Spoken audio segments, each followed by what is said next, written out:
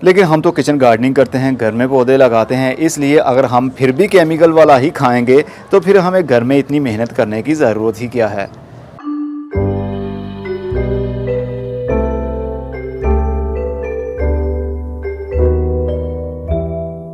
हमारे पौधे को बैंगन लगे हुए हैं और बैंगन के ऊपर और पत्तों की नई टहनियों के ऊपर मिलीबग ने भी हमला कर दिया। अब इनसे जान कैसे छुड़ाएं? अगर तो हम केमिकल का यूज़ करते हैं तो फ्रूट हमारा उतारने के बिल्कुल काबिल है, ये हार्वेस्टिंग के बिल्कुल करीब है, आज या कल में इसको उतार लिया जाएगा। लेकिन अगर कुछ फ्रूट्स जैसे कि ये वाला फ्रूट अभी छोटा है, अगर हम केमिकल का स्प्रे करते हैं अपने पौधों के ऊपर ताकि हमारे फ्रूट के ऊपर कीड़ों का हमला ना हो, और जो नई टहनियाँ निकल रही हैं, ये देखिए नई टहनियों के ऊपर भी मिलीबग का हमला हो चुका है। अगर हम केमिकल का स्प्रे अब करेंगे तो उसका सारा असर हमारे फ्रूट के ऊपर आएगा, और जब हम इसको खा लेंगे तो उसका असर हमारे पेट के अंदर भी जाएगा, जिसकी वजह से हमें बीमारियां लग सकती हैं, कैंसर भी हो सकता है। केमिकल पेस्टिसाइड बहुत ही ख़तरनाक है, लेकिन फार्मर लोग केमिकल का बहुत ही ज़्यादा यूज़ करते हैं, पेस्टिसाइड का कीड़े मारने के लिए।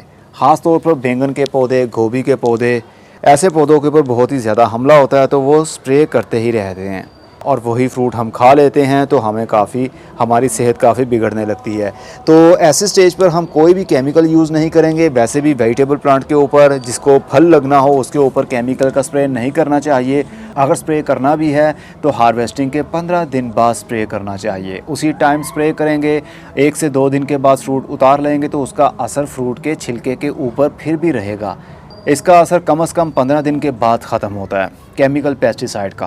तो ऐसी स्टेज पर तो मैं बिल्कुल भी अपने फ्रूट को जहरीला नहीं करना चाहता हूँ। इसलिए मिलीबग को भगाने के लिए हम क्या करें, नीम ऑयल का यूज़ करते हैं तो भी ये नहीं जाते। सबसे आसान इसका हल यही है कि स्प्रे का तेज़ शावर इसको पानी का थ्रो किया जाए ताकि ये पत्ते भी धुल जाएं और जितने भी कीड़ों का हमला हो चुका है वो भी ख़त्म हो जाए। ये चूंटियाँ जो आप देख रहे हैं, ये चूंटियाँ आती हैं मिलीबग के छोटे छोटे से बच्चों को खाने के लिए, और साथ में उनके अंडों को भी खा जाती हैं।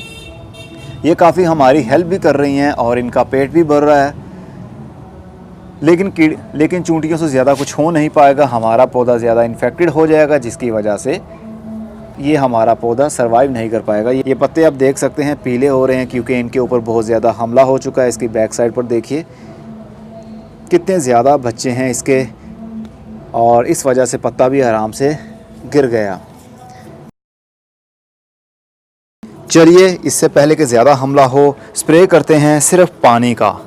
मेरे पास ये पानी वाली बोतल है, बैटरी वाली है, इसके अंदर बैटरी लगी होती है, ये बैटरी से चलेगी और बहुत ही तेज़ी से स्प्रे करेगी। मैं नोज़ल इसकी थोड़ी सी घुमा लेता हूँ ताकि थ्रो हो पानी का। ये देखिए, अब ये सारे के सारे पत्ते धुल जाएंगे, मिलीबग भी उतर जाएंगे और वो गिर जाएंगे नीचे। इनको दोबारा ऊपर चढ़ने में काफ़ी टाइम लगेगा। ऊपर चढ़ने से पहले ही चूंटियाँ इनको पकड़ लेंगी और खा जाएंगी। ये सबसे बेहतरीन तरीका है। वक्त के साथ साथ 4-5 दिन के बाद आप पौधों के ऊपर ओनली पाइप, जो पाइप होता है ना, ये वाला पानी वाला पाइप, इससे भी आप धो सकते हैं। पत्तों को, फ्रूट को धोते रहेंगे तो कीड़ों का जो हमला होता है वो ख़त्म होता रहेगा। लेकिन काफ़ी हफ्ते हो गए, आई थिंक 2-3 महीने हो गए हैं मुझे, मैंने इनके ऊपर कोई भी पानी का थ्रो किया ही नहीं है, जिसकी वजह से काफ़ी मिलीबग का हमला है। मिलीबग हमला करता है पौधों के ऊपर जब नमी होती है। अब मौसम चेंज हो रहा है, अक्टूबर की आज 20 तारीख हो चुकी है और आहिस्ता आहिस्ता रातें ठंडी हो रही हैं, नमी भी इंक्रीज़ हो रही है, इसलिए मिलीबग का हमला है। सर्दी के दिनों में सबसे ज़्यादा हमला रहेगा, इसलिए सबसे आसान तरीका मिलीबग को भगाने का यही है कि तेज़ पानी का थ्रो किया जाए, तो उससे आपके जितने भी ये कीड़े हैं ये धुल जाएंगे। नीम ऑयल का स्प्रे भी बहुत बार मैंने यूज़ करके देखा, लेकिन इतना असर नहीं दिखाता वो। सबसे ज़्यादा बेहतरीन तरीका यही है कि पानी से अच्छे तरीके से अपने पौधे के पत्तों को, फ्रूट को धो डालें। जितने भी मिलीबग का अटैक था वो सारे के सारे यहाँ से उतर गए और नीचे गिर गए। अब हमारा पौधा भी अच्छे से धुल गया है, फ्रूट भी धुल गया है। अब कीड़ों का इसके ऊपर कोई हमला नहीं है। ये देखिए, ये पाउडर पाउडर सा आप देख रहे हैं, ये कुछ हमारा काम चूंटियाँ भी कर देंगी। 4 से 5 दिन के बाद रूटीन से अगर हम इसी तरह पानी का बारीक शावर थ्रो करते रहेंगे, स्प्रे नहीं करना, थ्रो करना है पानी का, आगे से नोज़ल को घुमा लीजिए ताकि प्रेशर ज़्यादा तेज़ी से निकलेगा। इस तरह पत्ते भी धुल जाएंगे और जो कीड़ों का हमला हो रहा है वो भी उतर जाएंगे। ये घर में तो हम लोग कर सकते हैं, लेकिन ह्यूज स्केल पर ये सब कुछ नहीं किया जा सकता क्योंकि ज़्यादा जगह को ओनली स्प्रे से कवर करना नामुमकिन है।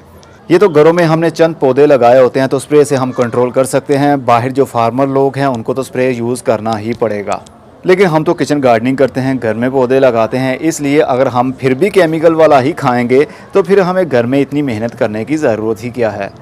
ये मेरे पास स्प्रे वाली मशीन है, अगर आपके पास दूसरी है वो दिखाता हूँ आपको। अगर आपके पास ये वाली है, यूनिवर्सल शावर गन है ये, अगर ये वाली है, इसके नीचे आप बड़े वाली बोतल लगाइए। ये 1.5 लीटर वाली है, आप 2.25 लीटर वाली जो आती है वो लगाइए और उस बोतल को आधे से ज़्यादा भर लीजिए। पूरा नहीं भरना पानी से, नहीं तो एयर प्रेशर अंदर बन नहीं पाएगा। आधा भर लीजिए या आधे से थोड़ा सा ज़्यादा कर लीजिए ताकि जब आप इसको पंप करें तो एयर अंदर कंप्रेस हो सके। जितनी ज़्यादा एयर इसके अंदर रहेगी पुश करने पर, उतनी ही तेज़ी से पानी बाहर निकलेगा। और पीछे से पंप करते रहेंगे, आगे से पानी निकलता रहेगा तो प्रेशर बना रहेगा। लेकिन बैटरी वाली मशीन में ऐसा नहीं है, सिर्फ बटन दबाइए, बैटरी ही उसको पानी को आगे थ्रो करेगी। चलिए जी, कुछ बैंगन तो हमारे बिल्कुल रेडी हो चुके हैं। अगर हम इसको ज़्यादा पकने देंगे तो ये और भी बड़े हो जाएंगे और खाने के काबिल नहीं रहेंगे। चलिए मैं उतार लेता हूँ।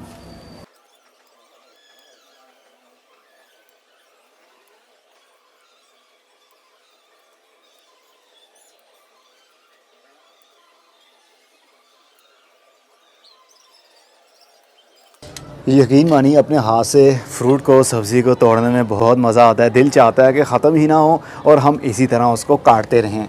अभी भी काफ़ी हद तक ये फ्रूट इसको लगा हुआ है, लेकिन इसका साइज़ थोड़ा सा छोटा है। आहिस्ता आहिस्ता ये भी बड़े हो जाएंगे, देन इनको भी हम उतार लेंगे।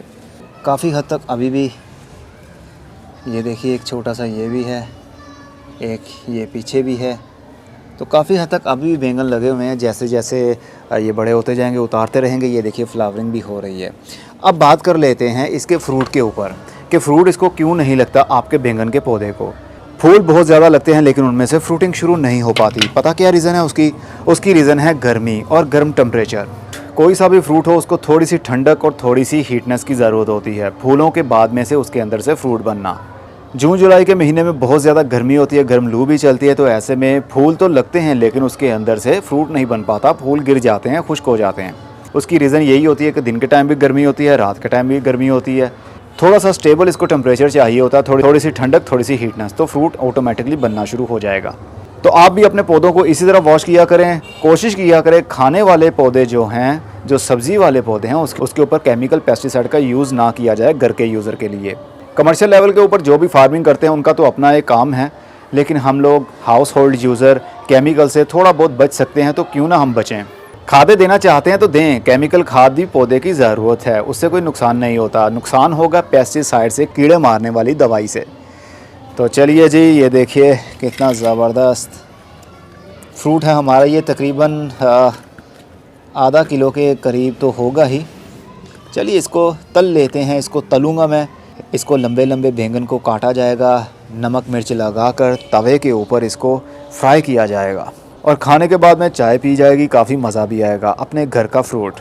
अब मैं चलता हूँ, खुदा हाफिज़, good bye, see you and tata, और अपना बहुत सा ख्याल रखिएगा।